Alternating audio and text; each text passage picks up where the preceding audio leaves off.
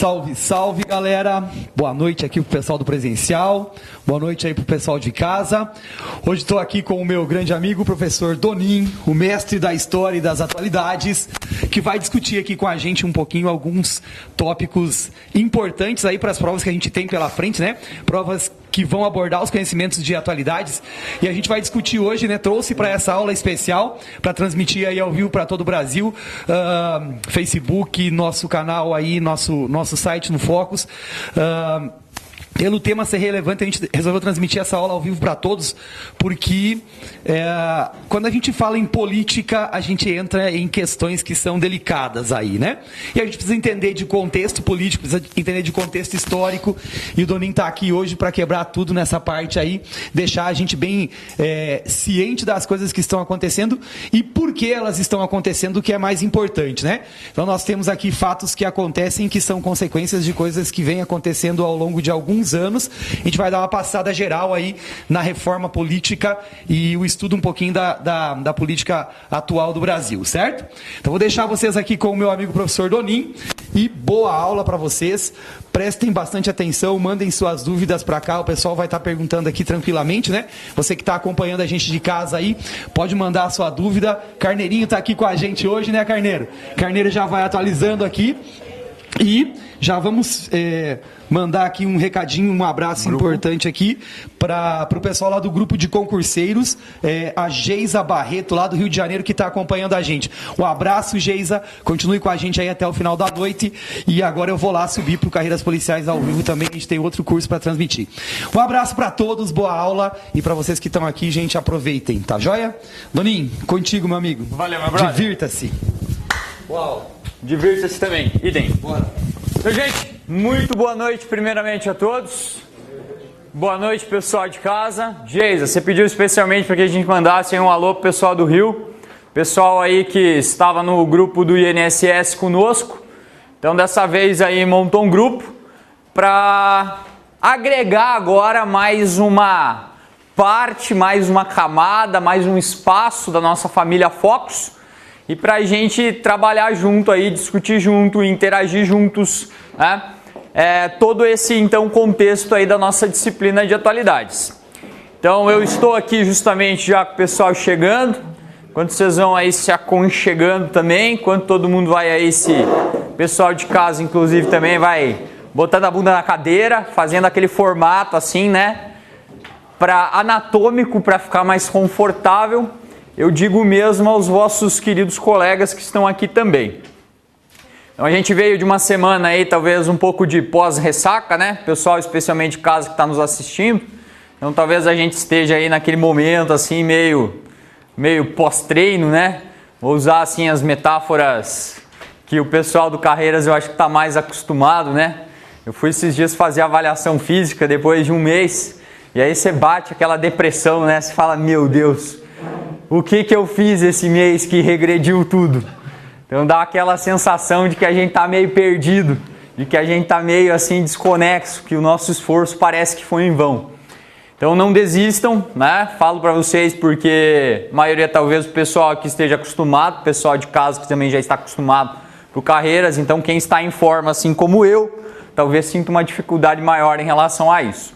E aí a necessidade da gente dar um up, dar um ânimo aí, dar uma discutida, dar uma animada, dar uma espairecida até em algumas questões aí que são importantes. Então a primeira consideração é que eu separei uma lista aí, hoje na nossa disciplina então de atualidades, eu separei uma lista, separei aí algumas questões, algumas então contextualizações que nós vamos assim apontar, vamos definir. O pessoal de Carreiras que está aqui vai estar um pouquinho mais familiarizado com isso, mas as questões que nós vamos hoje abranger, ela vai valer para todas as questões de atualidades. Então, modelo certo e errado, modelo então específico, mais dentro do modelo CESP, mas servindo aí para toda então a carreira policial, servindo para a carreira administrativa, servindo aí para a gente ter uma boa noção desse modelo ou dessa ênfase que hoje a gente vai dar aí dentro da questão da política nacional. Então não desanime. Então esse é um pouco do ânimo para hoje, para a gente não desanimar, pegar aí esse bonde, começar a semana, né? Então você que também não está acostumado aí com a parte das carreiras policiais, não se sinta constrangido, tá? Venha, faça parte para a gente começar a discutir isso aí. Legal?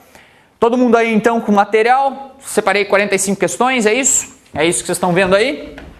Como o professor Altevir então falou, dentro do nosso cronograma, assim, a gente costuma mais ou menos separar duas grandes temáticas, duas grandes então discussões em relação ao contexto de atualidades. E hoje não poderia deixar de ser diferente. Vou começar aqui, ó, colocando sobre o contexto de Brasil e justamente os aspectos, né, mais políticos de atualidades. Então, os eventos aí, como o professor Altevir colocou, a gente vai discutir.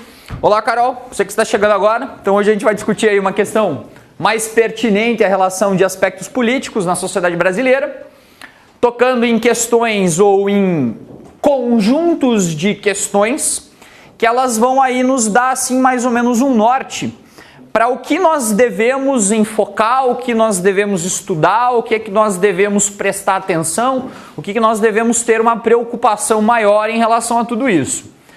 É sempre uma preocupação, inclusive essa é uma preocupação ainda maior quando a gente começa a discutir essa gama de atualidades, porque justamente talvez falte, né? Isso é uma coisa que para mim talvez falta assim, um arcabouço, falte talvez uma origem mais ou menos metodológica para a gente entender e compreender e talvez assim definir um método de estudos.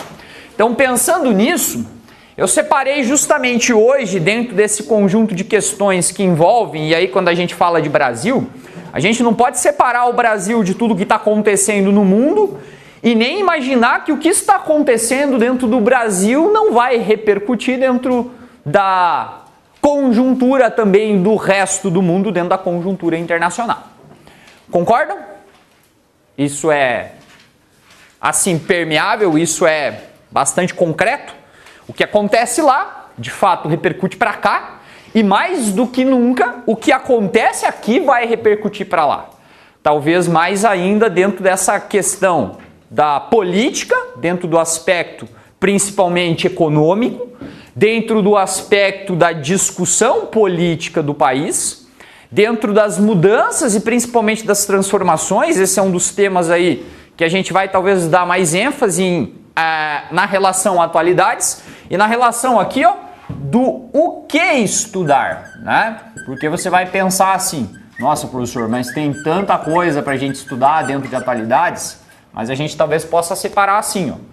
A gente possa separar dois conjuntos de acontecimentos ou dois conjuntos de conhecimentos que são pertinentes de fato para o Brasil dentro de uma conjuntura estrutural. Então eu tenho um conjunto aqui, ó, de acontecimentos que ocorrem mais ou menos em um nível macroscópico, por isso que eu estou mencionando, por isso eu estou falando estruturas.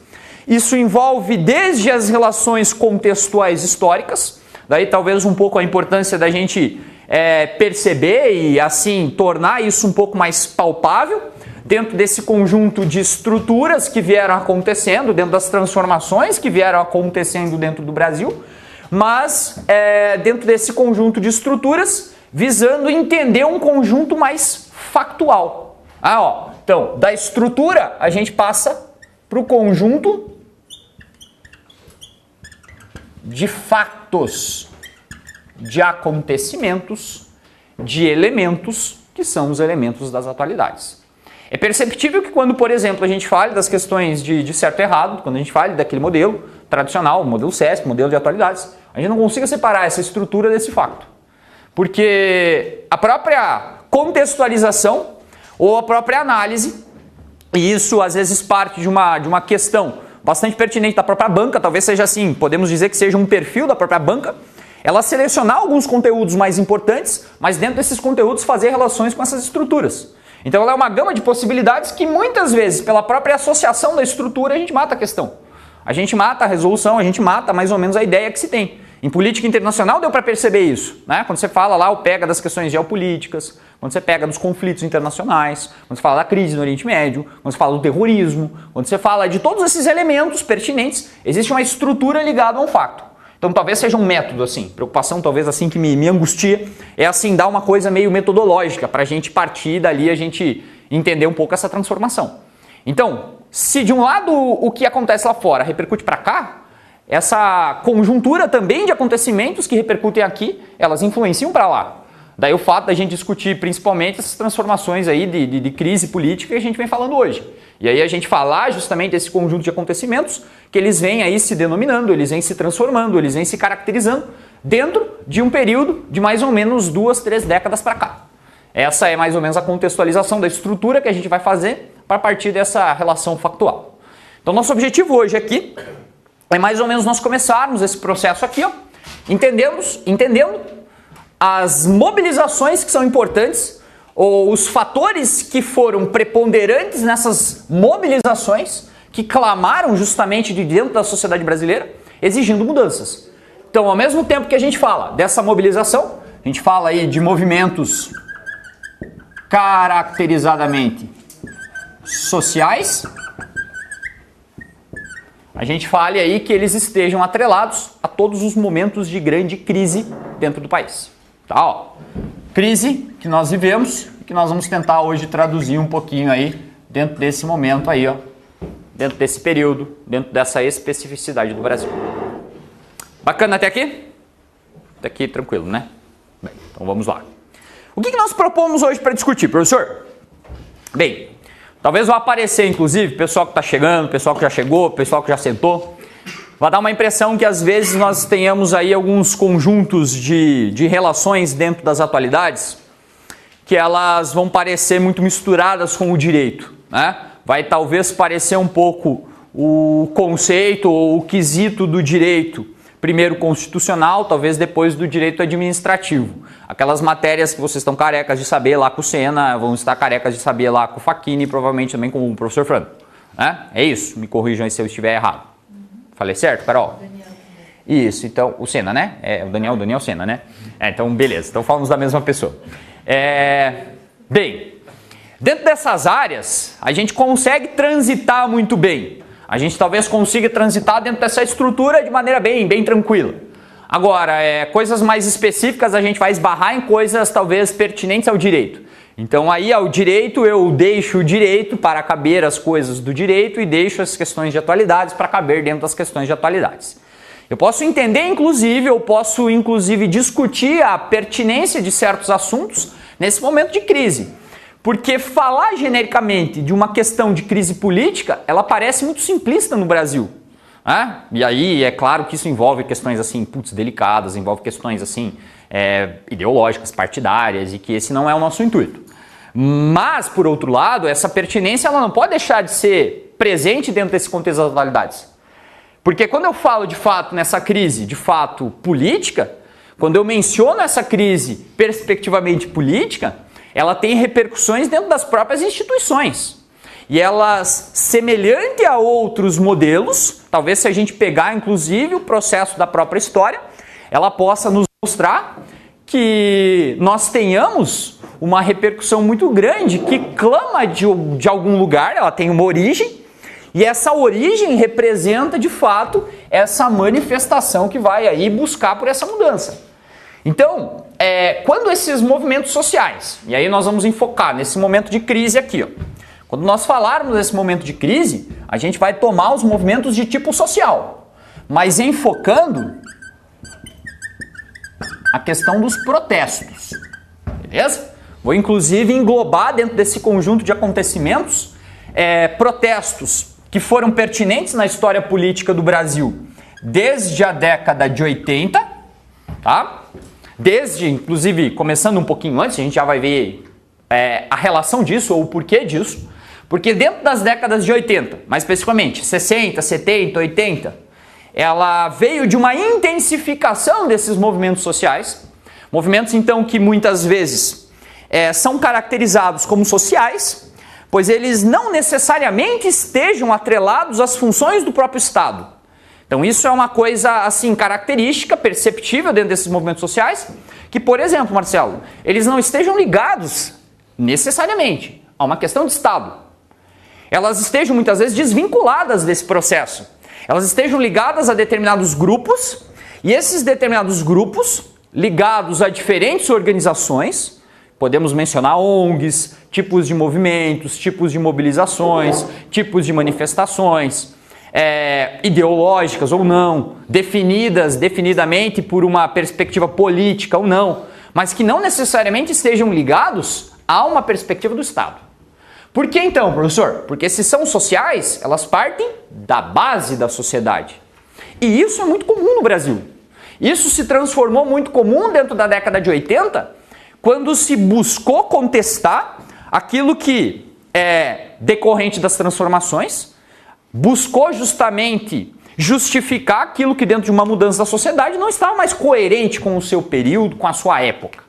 Isso é muito importante em movimentos aí que hoje, cada vez mais, eles surgem da própria sociedade. Não necessariamente protestos, mas vocês devem inclusive estar familiarizados com aquele contexto lá da legislação específica, vocês sabem mais que eu sobre isso? Sobre os projetos de iniciativa popular. Saem do meio da população, não saem? Buscam, na verdade, reivindicar uma pauta ou uma particularidade com o intuito de apresentar-se ao poder executivo estabelecido uma forma de mudança, uma proposta de mudança dentro desse meio. Não é essa a função lá da iniciativa popular? A lei de iniciativa popular? Me corrija se eu estiver errado. É lei de iniciativa popular? Beleza. Surge então do meio social, surge da população, surge de algo que não está legal. Exemplo, década de 70, final da década de 70. A mobilização lá das mulheres pela lei do divórcio.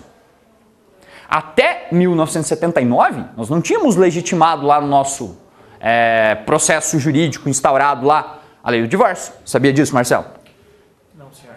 Não. Então eu vou te contar outra coisa. Sabia que, inclusive, dentro da década de 80, foi um grande grupo, um grande número de mulheres atreladas ao poder jurídico estabelecido no Brasil, que procuraram a justiça pela questão da lei do divórcio? Nossa, professor, você está sendo machista. Não, explico por quê. Por que um grande número de mulheres procurou a justiça dentro das décadas de 80 e 90 para legitimar a questão do divórcio? Pô, tá aí, cara, o divórcio é uma instituição, então, de ontem. E antes, professor? Simples, não divorciava. O que você falava lá na igreja, Carol? Em frente ao padre? Você, Carol, aceita. Isso. Até que a morte o separe. Era indissolúvel. Portanto, gurizada, não casem. Se casar, por favor, não leve o nome do cônjuge junto. Putz, dá um trabalho, né? Semana eu fui fazer um cadastro, a mulher pediu, trouxe a certidão de casamento? Eu falei, ainda bem, não sou casado. Você não tinha que carregar mais um papel. Putz, minha namorada deve estar assistindo, ó. Putz, me desculpa, mas é que ela sabe disso. Ela sabe disso, putz, fiquei até vermelho. Por quê? Putz, esqueci que estava ao vivo ainda. E falei para ela assistir ainda. Putz, assiste. Por que foram as mulheres? Porque as mulheres haviam se tornado, perdido os maridos, virado viúvas há pouco tempo, precisaram procurar a justiça. Precisavam lá acertar os papéis, acertar os documentos, muitas vezes já estavam juntadas, muitas vezes já estavam meio que casadas com outras pessoas. E a jurisdição brasileira lá não permitia uma lacuna dessa. Então a lei de iniciativa popular meio que serviu para isso aí. Para que uma grande mobilização popular dentro desses temas, dentro dessas temáticas surgissem aí. Ó. Então década de 80, esses movimentos sociais que surgiam aí de dentro da sociedade, elas de fato tinham interesse de mudar alguma coisa que não estava coerente com o seu período. Né? Estava justamente necessitando de uma alteração legal constituída dentro da base de leis, dentro da base legal. Então, dentro desses protestos aqui, primeiramente, o que se destaca é o fato dessas primeiras mobilizações e manifestações, elas terem se iniciado, né, decorrentes da repressão militar. Então, elas foram influenciadas, ó, influência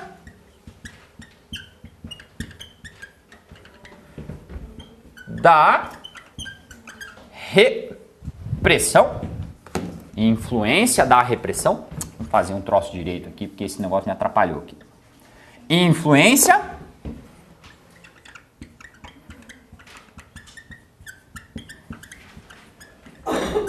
da repressão militar. Então, primeiro exemplo aí, ó, do que antes da década de 80 se caracterizou esses tipos de mobilizações no Brasil. Vamos voltar, inclusive, lá para a colônia. Um cara lá chamado Joaquim José Silvério dos Reis foi acusado de traição no dia 21 de abril de 1793. O que esse cara contestou? Contestou só a cobrança de 20% de imposto da coroa sobre o Brasil. 20%. O que ele ganhou com isso? Foi preso, condenado, julgado, executado, presta bem atenção, esquartejado, enforcado, esquartejado, seus pedaços espalhados pela cidade, para se mostrar o que não deveria se fazer quando se mexia com a coroa portuguesa no Brasil. Pior, os bens da família e a casa foram tomadas, o terreno salgado para que nada mais nascesse de revolucionário naquele espaço.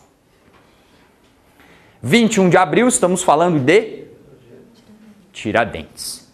Então, lá naquele período de 1793, já começou esse processo de contestação. 1780 e 74, cidade, então, de Salvador, Bahia, se bem me recordo.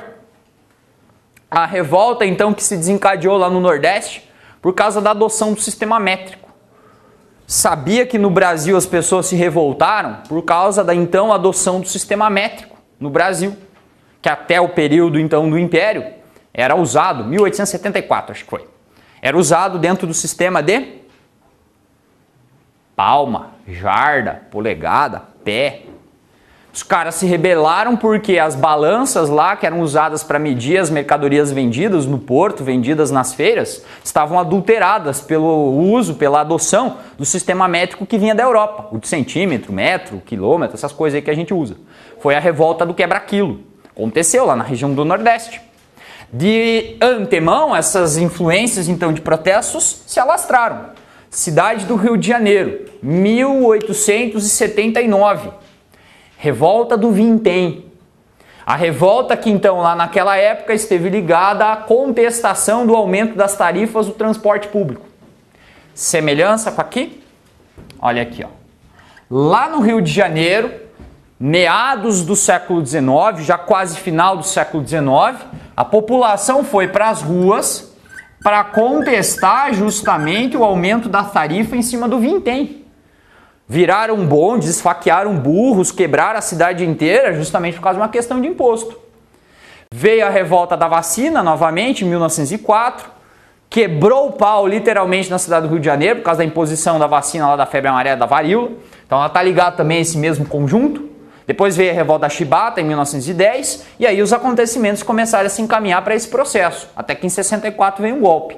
Um presidente foi deposto, os militares tomaram o poder, houveram mudanças de caráter político, de caráter constitucional, começou a se questionar esse processo e aí veio a repressão. 1964 se dividiu esse processo.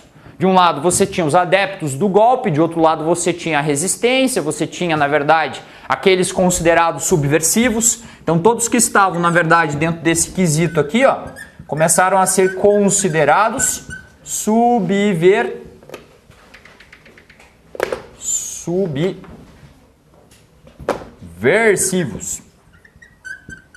Veio todo o período dos anos de chumbo e essa repressão militar cada vez mais se intensificou. E o Brasil ficou dentro desse período até 1985 para retomar as nossas condições aí de legitimidade constitucional política.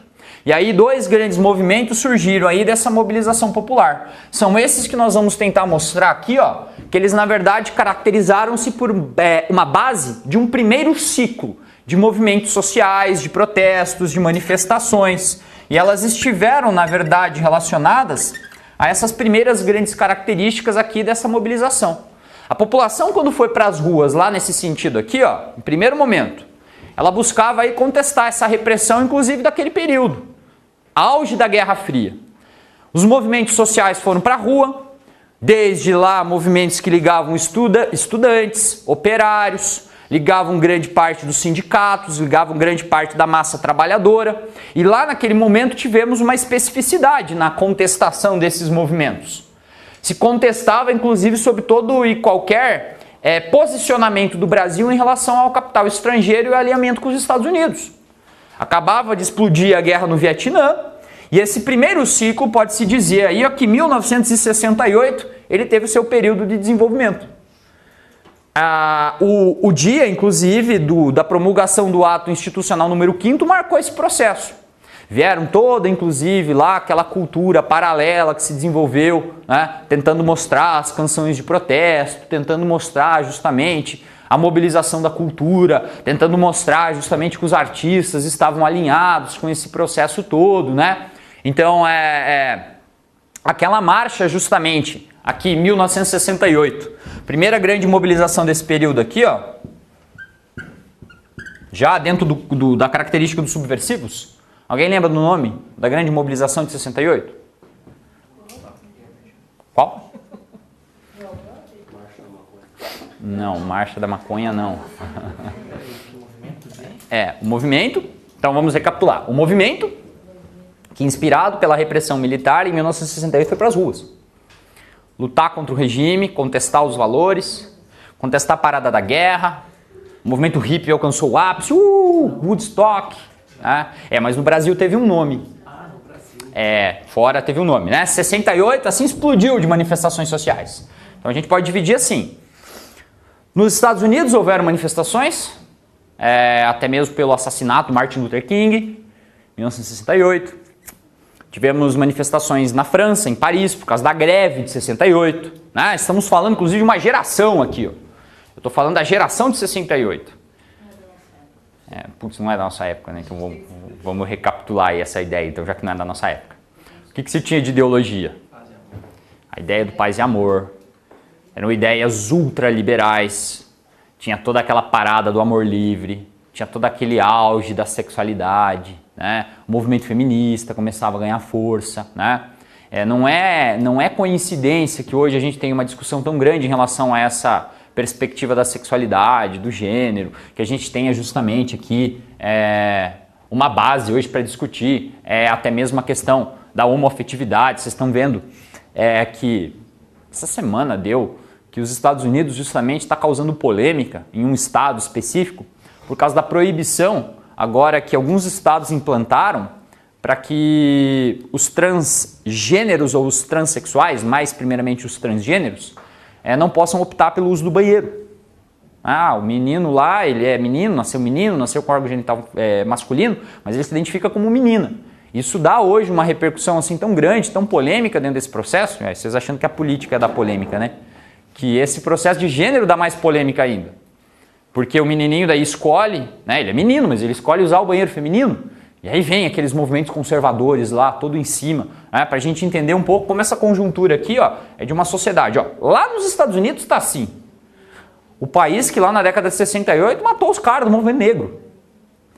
O país que lá colocou o movimento lá da guerra do Vietnã.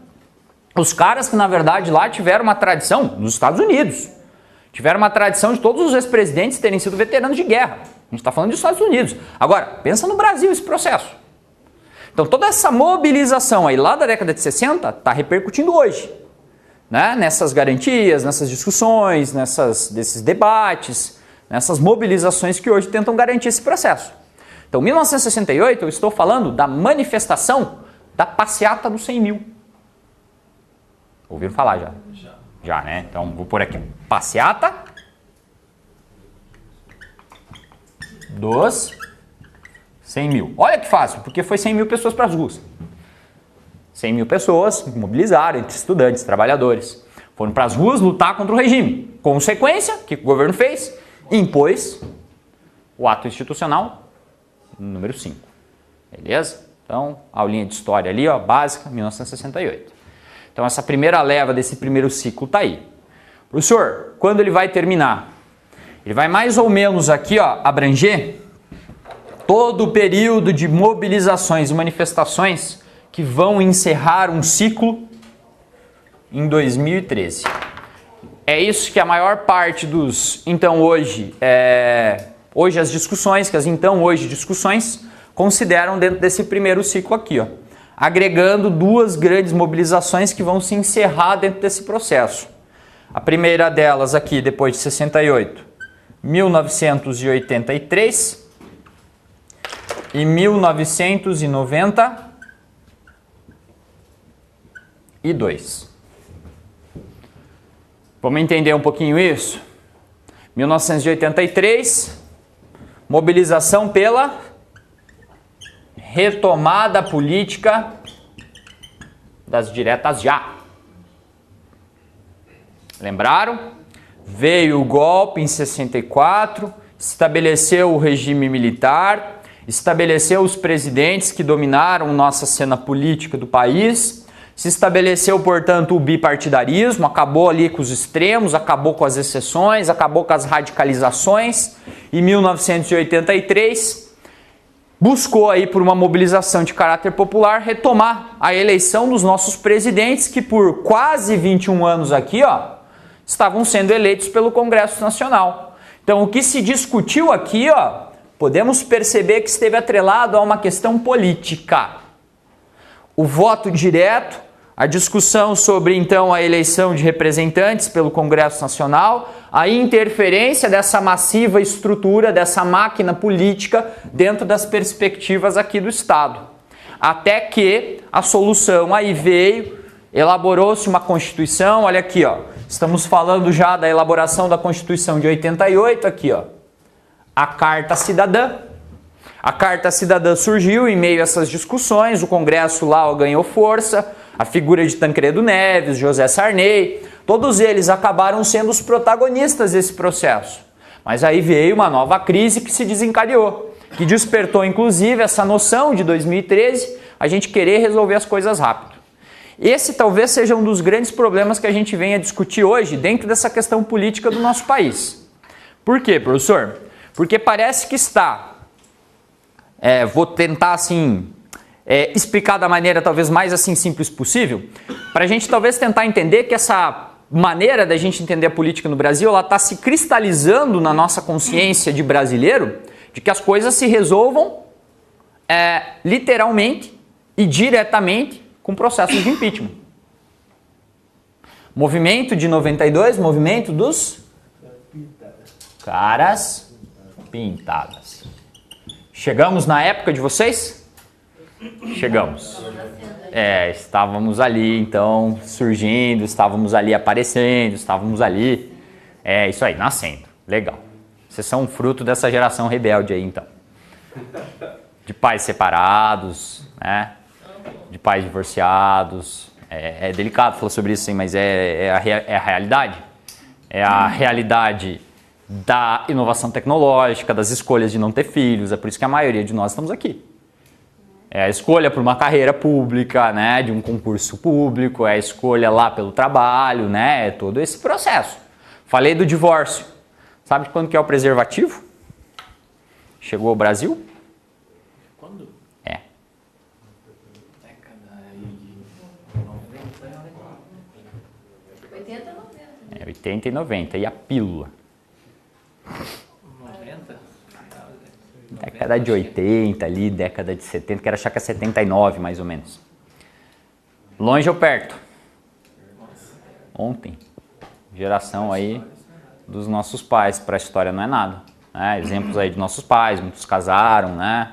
Foram os primeiros maridos, primeiras esposas, enfim, toda aquela coisa mágica, todo aquele conto de fadas, que nessa época aí, ó, começou a ruir, começou a desintegrar, começou a ser questionado, começou a modificar esse processo. E aí deu essa impressão de que na política a gente também poderia resolver esse processo aí de maneira muito rápida. Exemplo, o fato da gente ter tido aqui, ó, passei um dado na semana passada, que acho que está mais ou menos batendo com esse, ó. Nós tivemos, ao longo desse processo aqui, ó, vou fazer uma flechinha aqui do lado dos caras pintadas, porque nós tivemos 63 pedidos de impeachment desde o governo FHC, o governo Lula e o governo da presidente Dilma. 63. O primeiro acatado, o primeiro, então, que é o termo lá, que o Congresso Nacional autorizou o processo de abertura de inquérito de impeachment, não é inquérito, mas é o processo de abertura de investigação de impeachment, foi esse, agora, de 2015, lá em 9 de dezembro de 2015, quando o presidente da Câmara, o Eduardo Cunha, assumiu isso aqui. De lá para trás, daquele processo de impeachment para trás, foram 63. Tem alguma coisa errada. Essa é a primeira coisa que tem aqui, ó, a gente entender assim um pouquinho, de maneira bem simplista, bem rápida, é entender que essas crises estão querendo ser resolvidas com destituições de presidentes. Eu não estou tomando partidos aqui, eu estou simplesmente analisando esses fatos, de que isso repercutiu de alguma maneira. Então isso repercutiu dentro de um segundo ciclo de manifestações aqui, ó. E é isso que a gente vai tentar entender aqui, ó. Por quê, professor?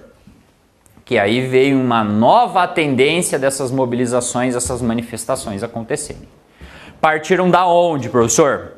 Partiram aí justamente de uma definição, de uma percepção de que a nossa discussão política ela estivesse necessariamente ligada aí a essas manifestações que surgiram em 2013.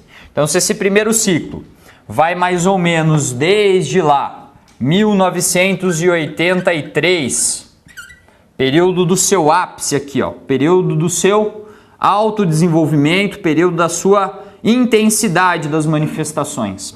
Lá naquelas manifestações daquele processo, nós tivemos uma mudança para essas manifestações desse processo. Então a gente vai ter aqui, ó, esse segundo ciclo caracterizadamente em 2013. E a importância dessas manifestações que ocorreram aí, ó, primeiramente dentro de algumas características que diferiram essas da década de 80. Por que diferiram, professor? Pela intensidade que elas tiveram, superaram inclusive estas aqui, ó, de 83, de 92, marcaram uma nova percepção da mentalidade dessa de 68, quer dizer, o objetivo não é mais contestar um regime. O objetivo aqui, inclusive o estopim, foi outro. Por isso que eu coloquei o vintém aqui, ó. Pelas manifestações desse segundo ciclo aqui, ó, terem sido marcadas pelas manifestações dos protestos de 2013 ligados à questão do transporte público. Então, as chamadas mobilizações que tiveram seu início nas jornadas de junho. Então, essa manifestação pelos 20 centavos aqui, ó, inaugurou a percepção das jornadas de junho de 2013 que tiveram alvo. Elas tiveram especificamente ali, ó, um elemento desencadeante. Elas foram desencadeadas em 2013 simplesmente pelos mesmos motivos que a gente falou lá da revolta do Vintém. Lá na Inconfidência Mineira foi 20%, lá na revolta do Vintém foi então 20 contos de réis, 20 vinténs ali, que aumentaram as tarifas do transporte no Rio de Janeiro. Veio depois a vacina, veio a chibata, veio a passeata dos 100 mil, e aí desencadeou isso aí novamente no transporte público. Cobrança de impostos, aumento de tarifas, veio justamente contestar o poder público. Entenderam talvez como mudou a percepção? Talvez a gente pode dizer que é um outro ciclo, inclusive, que retomou. A manifestação não é mais militar. O que ela voltou? Voltou para um outro tipo de tendência de manifestações. Percebeu isso? Ficou claro? Bem, essa ideologia que aparentemente ali, ó, ela traçou dentro dessas manifestações, a gente pode entender que pelo seguinte aspecto, ela causou uma ruptura. Ó, aqui rompeu, aqui surgiu outra. Aqui deixou de ser tradicionalmente ligada àquelas manifestações ou mobilizações políticas pela questão da Constituição e da retomada da eleição de presidente. Percebeu? Aqui rompeu, para aqui surgiu uma outra tendência. Ligada, inclusive, diferente de lá. 68, a gente até pode falar lá, ó, que foi um ano essencialmente muito marcado pelas primeiras transmissões ao vivo. Ó, está falando aqui, ó, dentro de uma outra tendência de mercado, de percepção de mercado, de percepção de educação. Isso altera profundamente todas essas relações. 68, olha lá o que alterou. O fato das pessoas começarem a se comunicar e ter a velocidade da informação cada vez mais rápida. Foi o ano lá marcado pelas primeiras transmissões ao vivo de televisão. Sabiam disso? Então os caras começaram a saber justamente dessas manifestações. 68 foi a França, foi o Vietnã com os Estados Unidos, foi o assassinato, foi a passeata dos 100 mil, foi o ano terminou com o ato institucional número 5º, em 13 de dezembro de 68. Teve um outro acontecimento que se desencadeou lá na República Tcheca. Ouviram falar já da Primavera de Praga? Foi um movimento em 68. Buscou se contestar lá o quê? A expansão do socialismo soviético no leste da Europa. Aqui essa tendência então foi uma. Em 83 ela completou, digamos, essa primeira tendência de uma mobilização, de uma manifestação. Exemplo, as diretas já, que foi um projeto de PEC. Sabiam disso? As diretas já foi um projeto de PEC. O projeto de emenda constitucional Dante de Oliveira. Por quê? Porque um deputado do estado do Mato Grosso, o Dante de Oliveira, propôs a mudança aqui, ó, que perdeu na Câmara. Ó, então o que podemos concluir? Aqui, olha só, movimento das diretas, teve todo aquele conluio de partidos políticos, toda aquela coligação de interesses. E aqui, o que mudou para cá? O que mudou essencialmente desse tipo de manifestação nesse ciclo de junho? Vamos pensar um pouquinho? O que gerou o estopim e o que gerou, na verdade, uma outra composição de manifestação?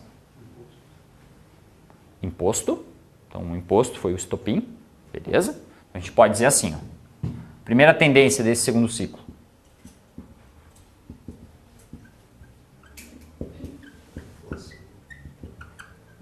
A população desencadeou um movimento espontâneo.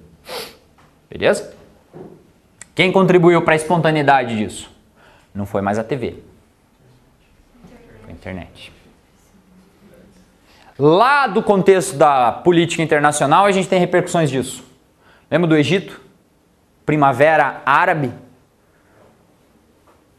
Das manifestações lá do norte da África e no Oriente Médio? Se desencadeou de onde? Da própria população. O cara, inclusive, lá na Tunísia, botou fogo nele mesmo. O Brasil não chegou a isso, porque a gente não está naquele país muçulmano. Mas chegou muito perto de algumas ideologias que estavam se difundindo por lá. Quem tinha interesse na espontaneidade dessas manifestações? Os jovens dessa era tecnológica. Ó, em tese, vocês vão ver que eu estou tentando provar um argumento aqui, tentar mostrar assim, uma tendência de manifestações, que olha só, elas são espontâneas. Ó, mas elas não são anti-ideológicas.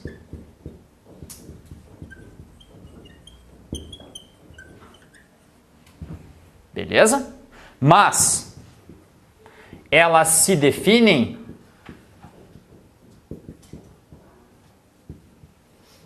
entender isso? Ó, são definidas por uma caracterização apartidária, mas não são anti-ideológicas. São duas coisas diferentes. Politicamente falando, elas têm uma questão de não atrelar-se a questões partidárias. Mas isso não deixa de elas terem uma ideologia. O que se queria? Primeiro, contestar o abuso da cobrança de impostos.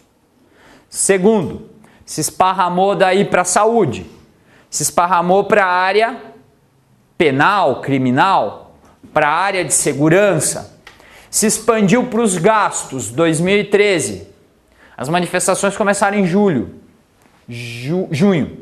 julho, agosto, setembro, se intensificaram ali em meio à sede da Copa das Confederações, que foi um ano antes da Copa. Atrelou-se lá naquele momento a uma condição de que se esparramou lá para as manifestações do 7 de setembro. E ó, quero mostrar outra coisa. Algumas delas se radicalizaram. Então aqui ó, radicalização. Algumas delas tomaram vertentes anarquistas.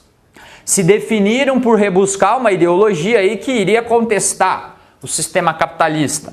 é a atuação dos grupos de manifestantes que começaram a se armar contra o próprio Estado, os Black Blocs.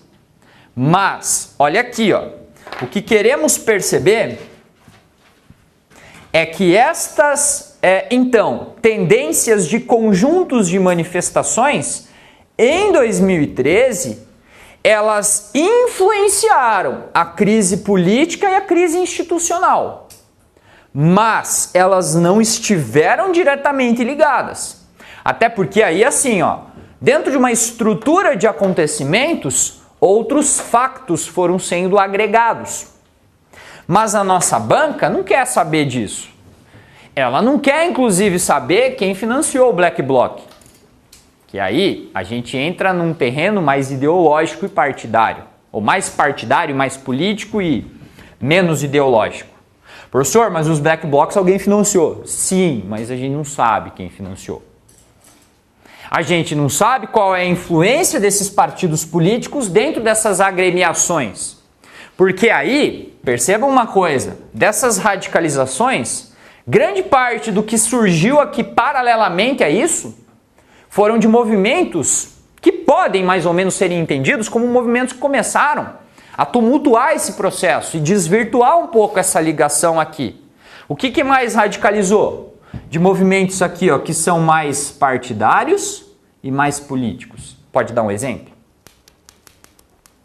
Ó, falamos dos grupos, então movimento Passe Livre, movimento de estudantes, né, de alguns estudantes, não vamos generalizar, movimentos da população, então desde trabalhadores, desde operários, desde funcionários da estrutura administrativa, econômica ou financeira dos grandes centros, se desencadeou aí uma intensa mobilização de adolescentes e crianças.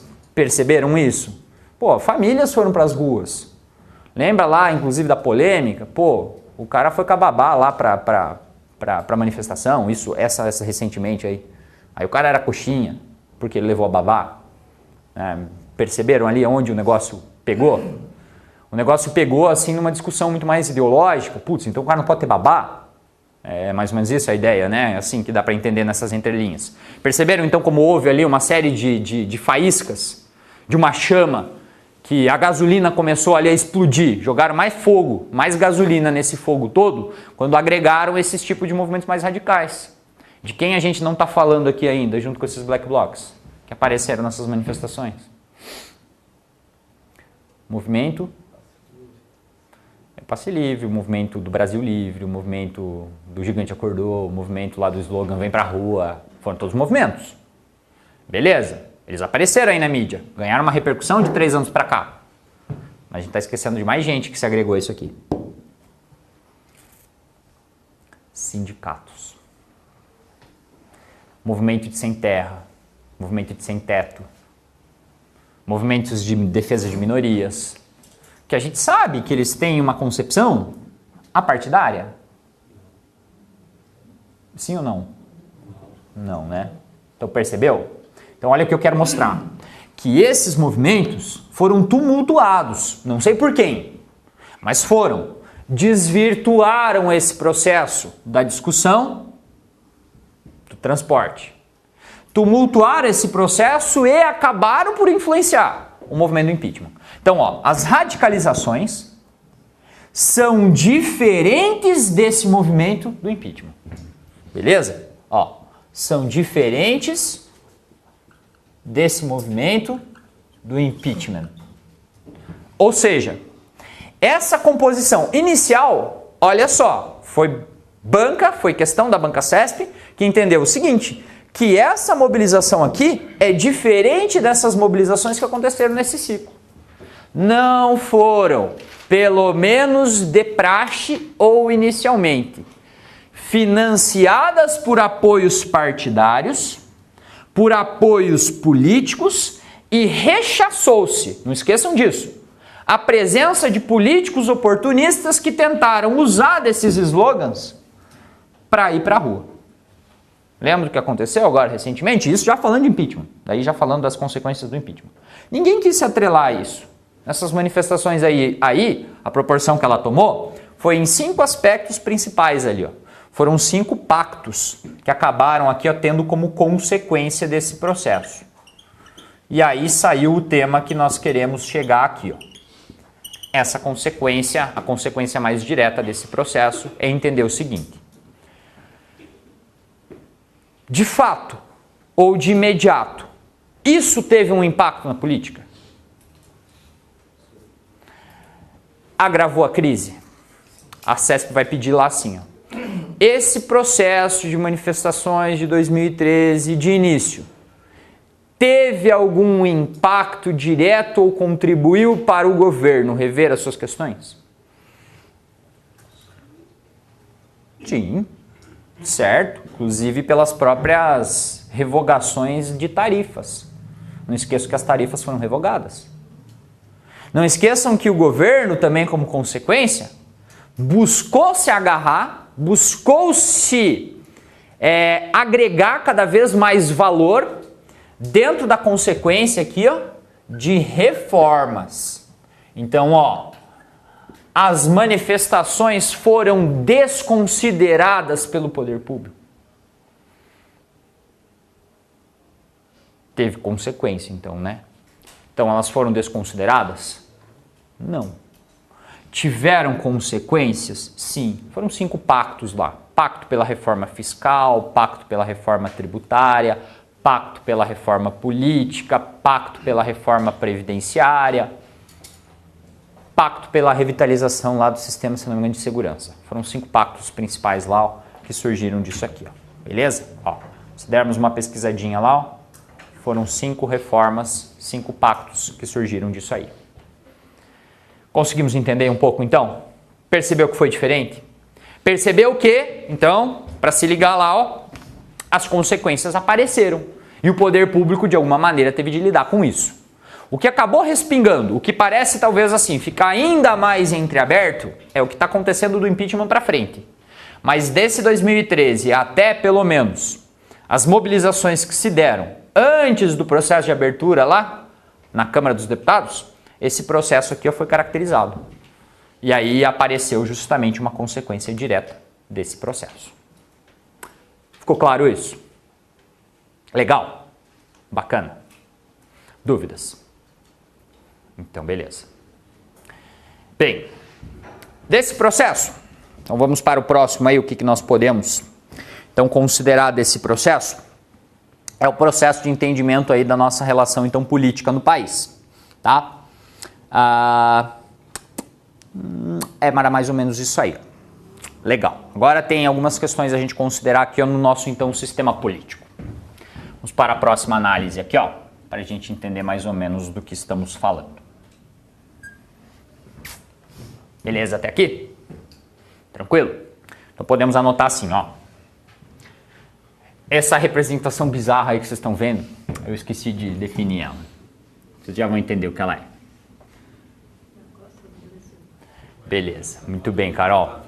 Esse é o nível de cartografia de todo professor de História, fase 1. A costa do Brasil, traçada pelo Tratado de Tordesilhas de 1494. Não, é só para referência. Tá, não vai voltar até lá. Mas, aqui, o nosso sistema político nós vamos entender. Beleza? Vou entrar no campo minado agora do sistema político. Se eu falar besteira, vocês por favor me ajudem, porque essa é a área aí que ela pode ser mais objetiva, mais tácita, mais constitucional, tá? Essa é a ideia aqui. Bem, percebemos o seguinte, nessas últimas questões de atualidades, houve muita incidência, houve muita cobrança sobre questões elementares de política, atreladas à então estrutura desse conceito todo. Ou seja, houve relações factuais, de transformações factuais, objetivas, típicas. Então é o fato, é o acontecimento, ele se deu, ele está lá sendo discutido, em meio à conceituação e à caracterização estrutural disso. Queremos então entender que o básico do básico, a conceituação básica dos principais, ou das principais noções de direitos, de deveres, de relações de fato políticas, de funcionamento da máquina administrativa. Isso para mim lembra assim mais uma aula talvez até de ciência política. Para vocês devem lembrar algo mais assim para os caras do direito, algo do TGE, porque vai falar das teorias gerais do Estado, da composição desse Estado. Isso foi um tema que justamente da metade do ano passado para cá, nossa cara, pipocou em tudo. Pipocou conceito de cidadania, pipocou conceito de etnia, pipocou conceito de raça, pipocou tudo atrelado a esse sistema aí que o Brasil vem passando e discutindo, essas principais relações elementares. Então a gente pode dividir aqui, ó, essa conceituação básica lá, da teoria geral do Estado, que a concepção de Estado, ela esteja justamente atrelada a um sistema político. Ela esteja atrelada a uma forma de governo, a um sistema de governo. Que no Brasil não é muito difícil da gente entender esse processo de crise, principalmente pela conjuntura de transformações tão rápidas que vem acontecendo. O fato dos 63 pedidos, o fato das constituições mudarem muito, o fato, inclusive, desse processo todo aqui, ele se alterar. Por quê? Porque se levar em consideração essa relação de país e de Estado, nós estamos falando de coisas diferentes. Ó, quando eu falo em país, o que eu falo?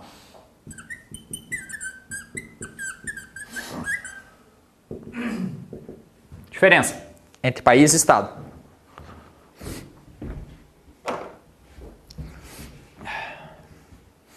Marcelo, você faz um favor para mim?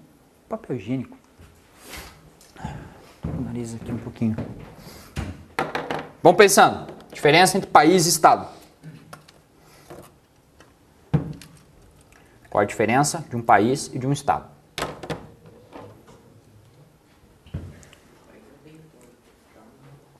Ah, então beleza, olha lá. País é isso aqui, ó. É a fronteira. É a demarcação territorial geográfica de uma determinada nação, que pode ser constituída como nação ou não. O Estado já implica outra composição, a forma administrativa ou a forma instituída de governo. Então, ó, país, este, ó,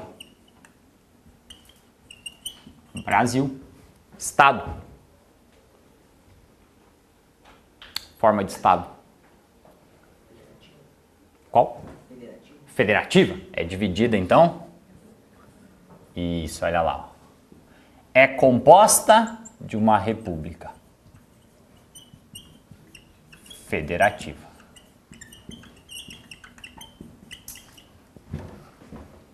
Beleza? Matou a charada, ó. País e Estado. Isso porque, olha lá. Obrigado. Isso porque, olha lá, podem existir definidamente países sem Estado?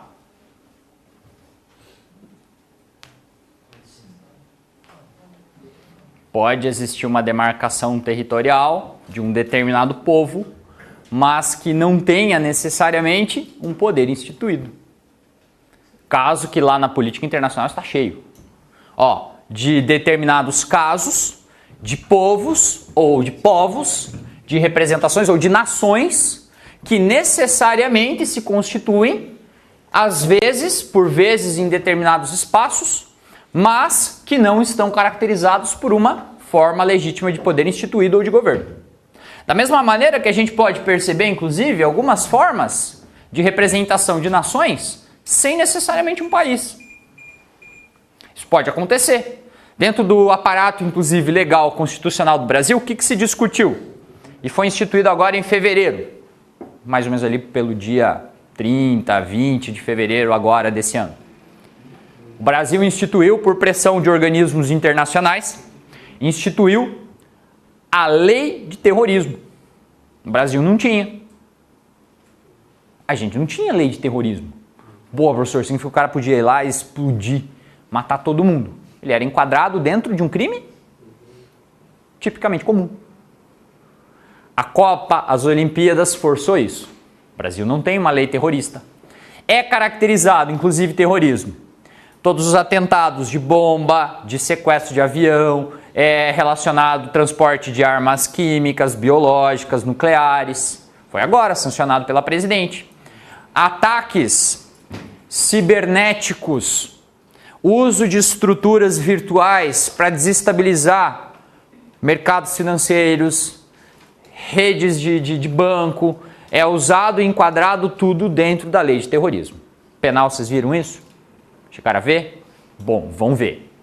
Estava lá, precisava legitimar, precisava caracterizar esse processo. Então, a gente pode concluir, ó, que está passando uma mudança ali, ó. Está se deixando, inclusive, alguns aparatos constitucionais para trás para discutir esse processo. Sabe qual era a grande polêmica da lei do terrorismo no Brasil? O que ia acontecer com isso? Os protestos. A atuação de determinados grupos. Então, manifestações, talvez até por um prazer dos nossos governantes, isso aqui caiu, ó, do texto, porque queria se enquadrar no texto protestos e manifestações sociais como crime de terrorismo. Caiu. Putz, ainda bem que caiu, né? Porque senão a nossa liberdade de expressão ela não poderia ser legitimada, né? Pelo menos isso valeu a pena.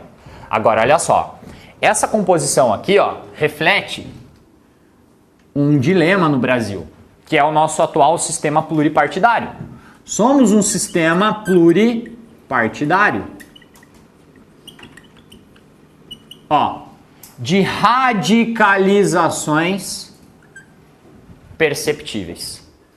Quantos partidos tem no nosso sistema pluripartidário? Olha lá, ó. 35 partidos. Pouco ou muito? Porra, meu Deus, é muito partido. É muito partido. Existem dentro da prerrogativa dessa instituição pluripartidária. Dica.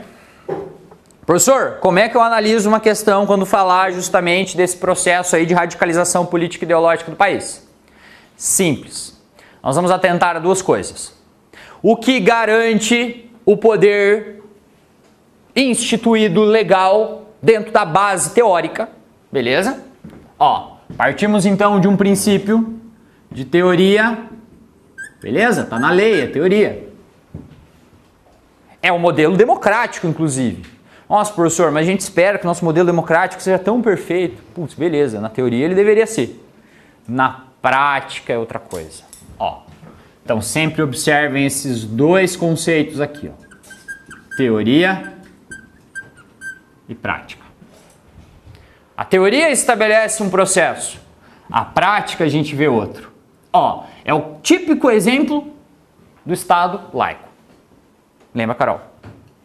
Somos laicos ou não somos laicos?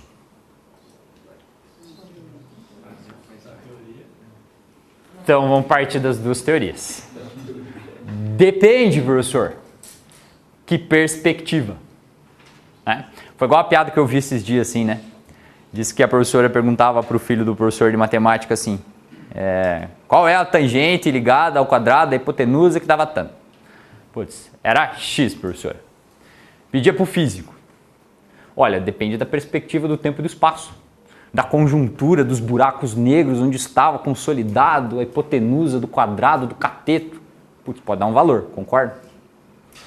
Pediu para o filho do advogado. Qual era o valor de x ligado ao quadrado da hipotenusa do x? Qual era, Marcelo? O filho do advogado vai dizer assim, professora, quanto você quer que dê? É mais ou menos assim, ó. Então a gente pode concluir duas coisas. Ó, dentro do nosso atual sistema político pluripartidário brasileiro, nós temos duas coisas. Ele é reflexo de interesses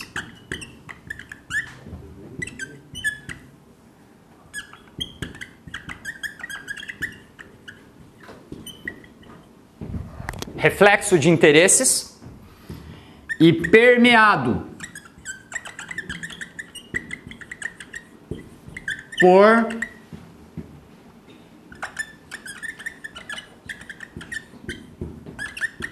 troca de favores. Beleza? Duas conceituações aí. Vamos voltar à ideia da laicidade do Estado? A maior bancada que tem poder dentro do sistema legislativo do país, falamos dos Estados Unidos. E lá nós temos problema com esse processo conservador. Lá a discussão ela é muito ferrenha. Até dávamos o exemplo, já quando falávamos da política americana e falávamos de republicanos e democratas, não é? Putz, quem que é o cara dos republicanos lá? O maluco do bilionário lá que quer expulsar imigrante do país, cara. Em 2016. A concepção lá dos democratas, aí ela se altera um pouquinho, mas olha a nossa tradição política. Quantas constituições a gente teve? Quem falou? 7. Contando, você está contando a do Império, né? Contando a do Império, a gente tem 7 constituições. A mais nova é de 88. Aqui, ó. A que vocês conhecem como cidadã. Olha lá, a cidadã. Desde que ela está lá, o que mudou, professor? Tudo. Vocês que estudam a Constituição lá, quantos artigos e quantas emendas? 80 artigos? 80 artigos? 250 artigos e 80 emendas. Eu sempre troco. Pega dos Estados Unidos. 7 artigos. Constituição dos Estados Unidos da América, 7 artigos. Desde quando ela existe? 200 e poucos anos. A nossa só existe desde 88. Tá toda remendada. Parece um retalho, uma colcha de retalho que a avó fez no fim de semana da festa junina. É a nossa Constituição. Vocês sabem disso, vocês trabalham com a Constituição. Por isso que ela permite assim, dentro do nosso sistema político, ela primeiro é caracterizada pela República Federativa Liberal lá, o que nós falamos. Mas ela é baseada dentro de um modelo presidencialista, composto por um sistema chamado de bicameral. Pois a gente tem 2 sistemas de câmaras no âmbito legal, federal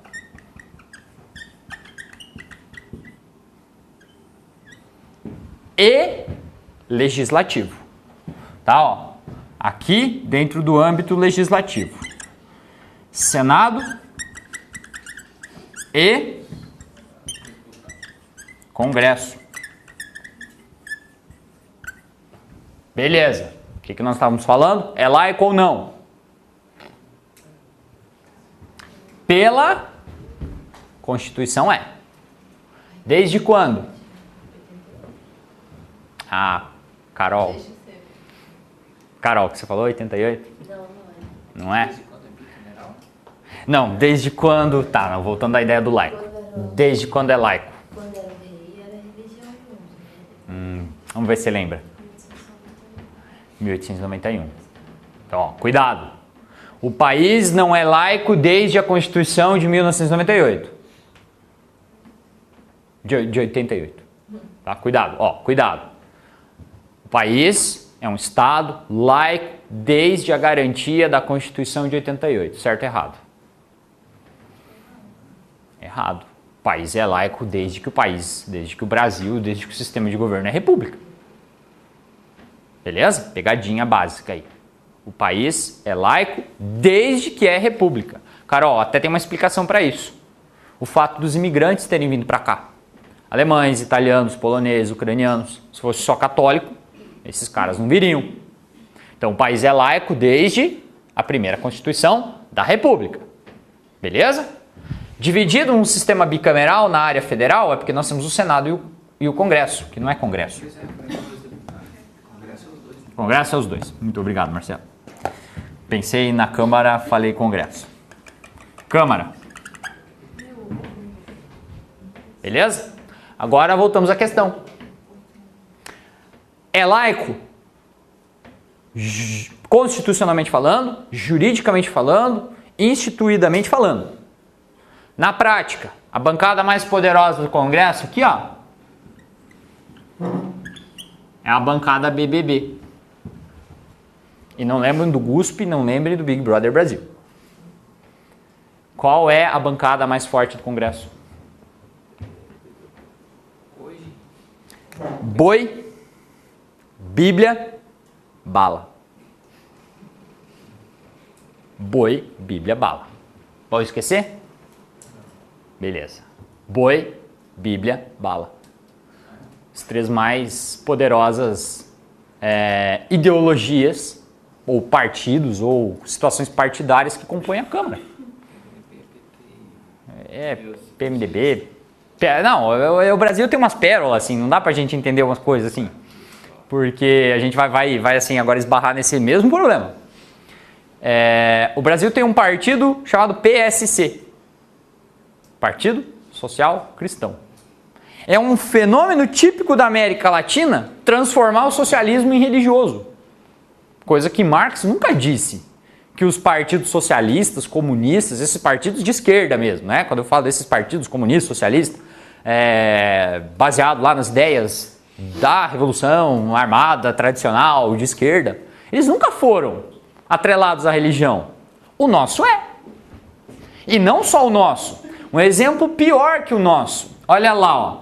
Essas mudanças aí, quando a gente fala de mudança política dentro do país, modelo presidencialista, bicameral, composto de Senado, composto de Câmara dos Deputados, ela deve, teoricamente, aqui, ó, ser dividida em 3 poderes, totalmente interdependentes. Não é essa a função?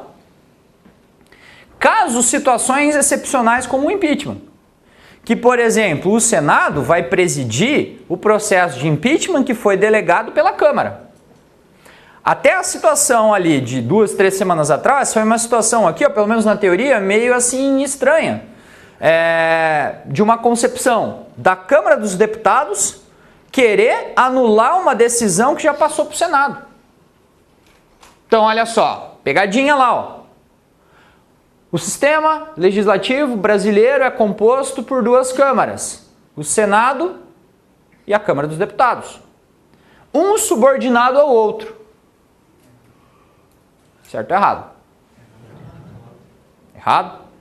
Porque devem ser interdependentes. Beleza? Bem, se bem que não se concretizou o negócio lá, né?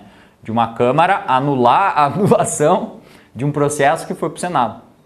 Né? Que foi o caso lá do então presidente interino anular uma decisão que foi em plenário, que passada por uma instância superior deveria ser retornada para uma casa de instância igual. Então percebeu o problema? Deve ser interdependente, tanto na teoria quanto na prática. Ficou claro? Então não se subordina. Essas câmaras, o sistema legislativo não se subordina. Por isso que, em tese, ele deve ser dividido, desde que o Montesquieu lá criou a ideia dos poderes lá no século XVIII, separado esse processo. Para como se fosse assim, ó, 3 carinhas puxando uma corda. O executivo, o legislativo e o judiciário. Cada um puxa uma para se equilibrar e o poder funcionar de maneira interdependente. Ficou claro isso? Bacana. Detalhes. Ó, além disso, o voto é uma perspectiva aqui. Característica da nossa democracia, como vocês falaram lá, ó, federativa. Beleza? É o voto. O voto aqui é obrigatório, é facultativo. Tem facultativo? Vamos a eles? Obrigatório.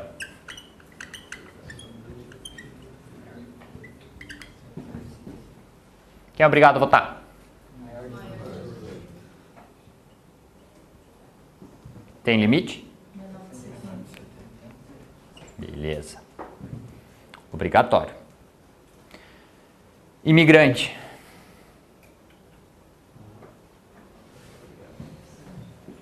Vota ou não? Ah, legal, olha lá. Então tem uma condição, depende. Se estiver naturalizado, vota. Migrante, pode participar de manifestação? Não. Ah, se for cidadão, sim. Mas se é imigrante, se é estrangeiro, então. Isso. Beleza. Então, reformulamos. Estrangeiro, não. Mas se ele é imigrante também não é naturalizado, também não. Beleza? Facultativo. Existe?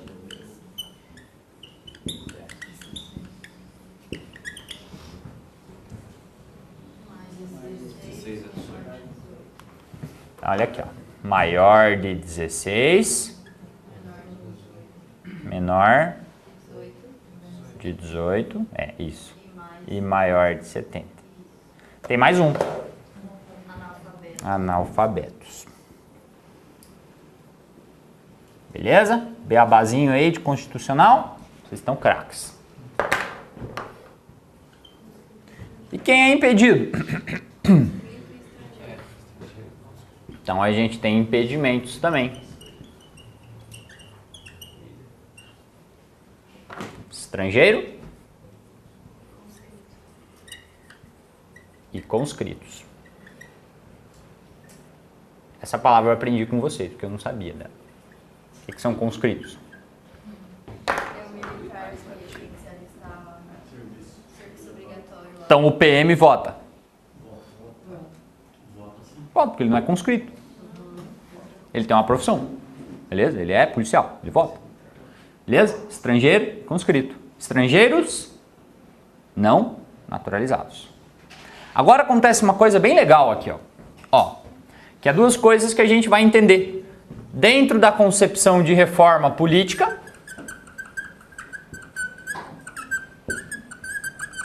e dentro da concepção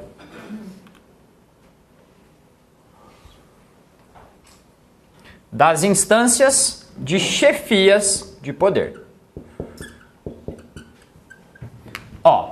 Dentro da reforma política, então tem duas questões para a gente finalizar essa primeira parte. Até aqui, bacana? Primeiro é a reforma política, que se comparado aos países da América Latina, nossa situação até está legal. A nossa situação da América Latina até está legal nessa situação de reforma política. Sabe quantas constituições a Venezuela teve? Quantas tivemos na nossa? 7. E a Venezuela? 26. 26. Se tornou independente quase lá junto com o Brasil, 1811. Mas já tiveram 26 constituições. A mais recente da Venezuela é de 2009. Em 99 surgiu uma constituição, a Constituição da República Bolivariana da Venezuela. Por isso que quando vocês escutam falar aí do bolivarianismo, da tendência aqui, da aura de socialização do Brasil, é mais ou menos isso. Por aquela lógica. Quando em 1999 trocou a Constituição, é porque alguém subiu ao poder. Quem que ficou tanto tempo no poder da Venezuela? Hugo Chávez. Hugo Chávez. Beleza.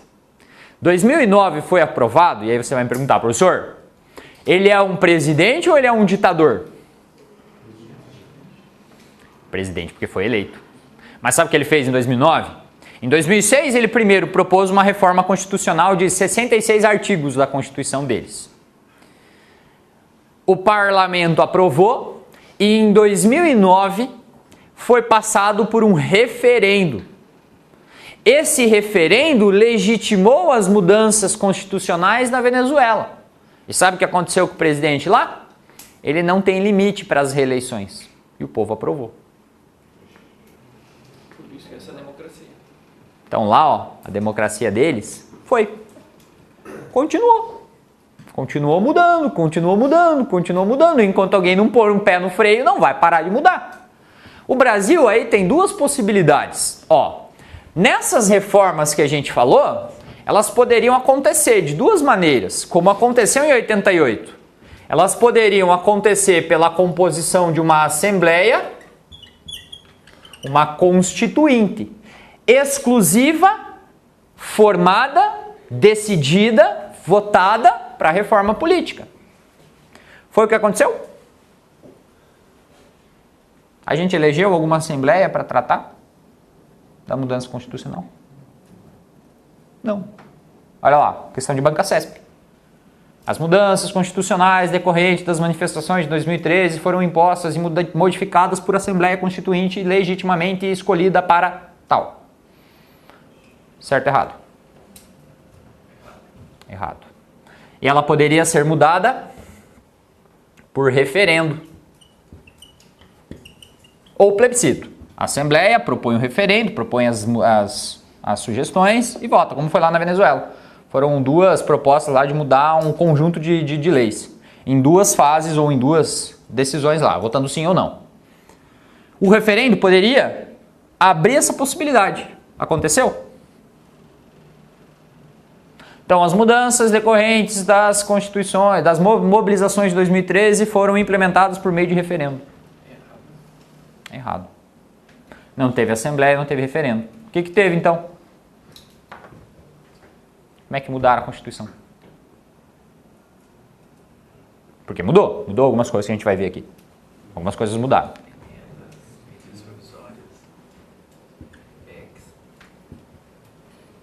PECs. Putz. Quem está mudando? O Congresso. Quem? Os interesses, os favores, as bancadas mais fortes. Percebeu o problema? Bem, aí as chefias entram com esse poder. Aí entra a teoria e entra a prática. Entra a teoria, o que é definido aqui, que é uma coisa que ocorre somente na nossa Constituição pelas nossas chefias. A chefia é dividida em 2 chefias. Uma chefia de Estado e uma chefia de governo. E aí a gente pode usar 2 exemplos para explicar isso, que eu sempre uso 2 tradicionais. Explicar a função da chefia de Estado, explicar a função da chefia de governo. Primeiro exemplo, o caso da Inglaterra. Qual é a função da chefia de governo e da chefia de Estado na monarquia parlamentar inglesa? Tem diferença. Quem é o chefe de Estado, quem é o chefe de governo? Beleza. Como é que é a Betinha? Então vamos entender? Ó, lá na estrutura parlamentar da monarquia inglesa, em tese essa separação de Estado e governo acontece. Por isso que eu posso pedir assim, ó, qual a função lá de uma rainha na estrutura política inglesa? Ela é de Estado ou é de governo? De Estado. Por quê? Qual é a função dela?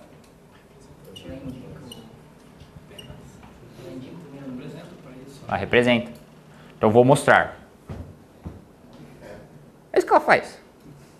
A Dilma vai pra lá, quem aperta a mão dela é a rainha. A rainha vem pra cá, quem aperta a mão dela é a Dilma. Era a Dilma. Agora é o Temer. Agora é o Temer. Beleza? Então a rainha é uma figura simbólica.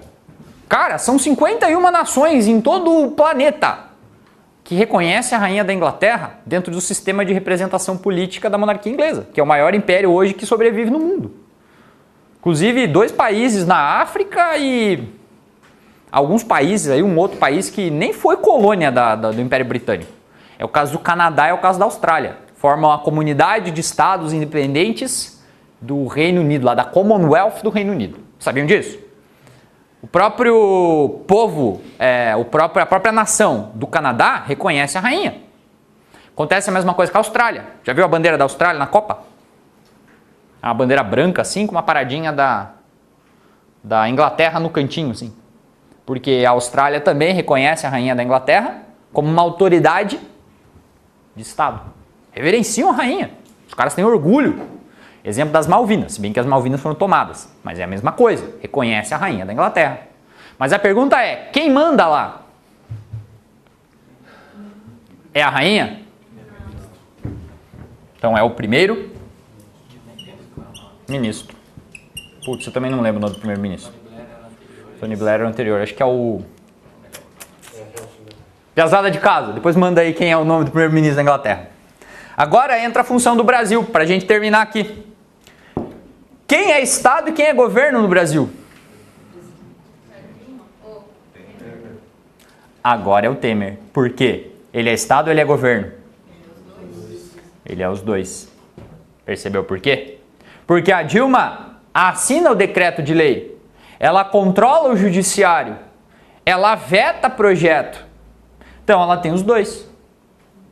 É uma coisa diferente de lá. Uma coisa que só acontece aqui. Então pegadinha lá, ó. Chefe de Estado e chefe de governo no Brasil é a presidência da República. É isso que a gente vai ver já nas questões ali. Bacana. Pessoal de casa, o Carneirinho pediu para nós avisarmos que a conexão do Facebook, quem está assistindo a nossa aula pelo Facebook, ela será cortada daqui a pouquinho, pela data limite lá que o Facebook disponibiliza para transmissão ao vivo. Pode migrar lá para a página do Focus, que a gente continua lá nas nossas 2 últimas aulas. E para nós, podemos ir para os nossos exercícios, que vão ficar aqui, ó. Vão ficar nas nossas discussões para cá. Valeu, obrigado pela atenção por enquanto, quem está lá de casa nos assistindo. E para nós, antes de nos liberarmos, nós temos aí quase 10 minutinhos, antes de fazermos um break, para nós resolvermos as primeiras questões. Vocês querem... 5 minutos? 8h38 no meu. Vamos até então no de vocês a 8h42. Pra gente... 8h45? Eu ia falar para vocês resolverem. 1, 2, 3, talvez até a 4 ou 5. Pra gente já dar um feedback agora, antes do intervalo. Pode ser? Fechou? Vamos ver se dá tempo. Então, 2 minutinhos aí. Só as primeirinhas questões, antes da gente ir para o intervalo. Não, mas é por isso que o texto das folhas estão na outra. Deixa eu ver, qual é? Explica ali, ó. Esse texto, essa folha do texto, que não dá para enxergar aqui. É uma folha à parte. Ah, tá, entendi. O texto, ó, o pessoal que está em casa vai visualizar melhor, mas o textinho ele tá fora, é isso que você estava dizendo, né? Que não dá para enxergar. Tá aqui, ó, tá separadinho. Tá um pouquinho melhor. Mas posso falar a verdade? O texto não ajuda em nada. Então, não precisa nem ler. O pessoal de casa lê, tá? Por favor, não vai falar, pô, o professor falou não ler. Dá uma lida, assim.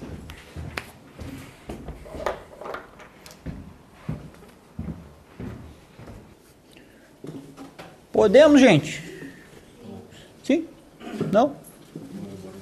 Então bora. Vocês estão liberados. Carneirinho, volta aí, Me ouvindo? Sim? Então vamos lá, gente. Exercício número 1 e 2. Falei para vocês aí que não precisávamos necessariamente assim usar do texto, mas diz o seguinte, ó.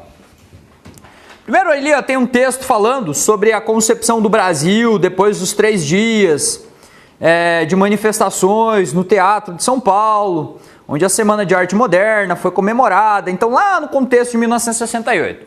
E diz assim, ó, no contexto citado, Caetano Veloso colocava-se na linha de frente de um movimento artístico-cultural inovador, denominado de Tropicália.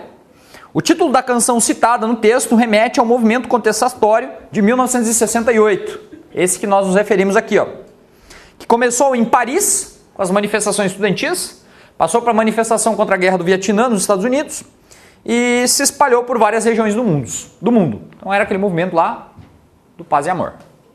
Certo ou errado? Questão certa. Então podem, com firmeza aí, botar os 2 pés juntos e marcar certo. Ali já começa a questão 2, falar sobre as manifestações. Então vou dar uma introdução aqui, ó, mais ou menos sobre o que a gente vai pegar ali nas 5, 6 questões para frente, porque foi um dos temas mais assim, ó, disputados dentro desse contexto aqui para cá, né? Falando dessas manifestações e das análises sobre essas manifestações. Então, considerando o texto acima e a amplitude do tema por ele focalizado, julgue os itens. Ainda que as opiniões sobre as manifestações de junho de 2013 no Brasil se distingam em vários aspectos, os analistas políticos convergem para o seguinte entendimento, né? Então nós temos uma ideia ali, ó, converge para o segundo entendimento, ou quase num consenso do seguinte entendimento. Sempre toma cuidado com essas definições que a banca coloca, principalmente a banca CESP, nesse sentido. Essas manifestações populares em nada diferem dos movimentos das diretas já e dos caras pintadas? Em nada diferem? Difere. Conseguimos assim analisar que teve uma ruptura. Teve um rompimento dessa estrutura tradicional política ligada quando essa juventude aqui, ó, iniciou um novo ciclo aí de manifestações no poder. Pegou a ideia? Então é aquilo que a gente falou. Eu tentei mostrar um discurso para mostrar que esse rompimento aconteceu, mas para mostrar que a banca também pensou desse jeito. Ela não quer, na verdade, saber da influência desses black blocs ou dessas mobilizações sindicalistas ou de organizações ou de minorias. Ela não quer saber disso. Ela quer saber se, de fato, elas sendo mais espontâneas e sendo não sendo anti-ideológicas, mas sendo apartidárias, elas não tiveram relação política. Então matou a questão. Em nada diferem? Não, diferem. É totalmente diferente esse processo daquele. Primeiro, pelos protagonistas. Pode pôr do ladinho ali, ó. Protagonistas. Os protagonistas são diferentes. Bacana? Pessoal de casa, legal? Então, 15 minutinhos aí para esticar as pernas. Fazer um alongamento lá. Marcelo, como é que você está de alongamento? Bem, obrigado. Bem.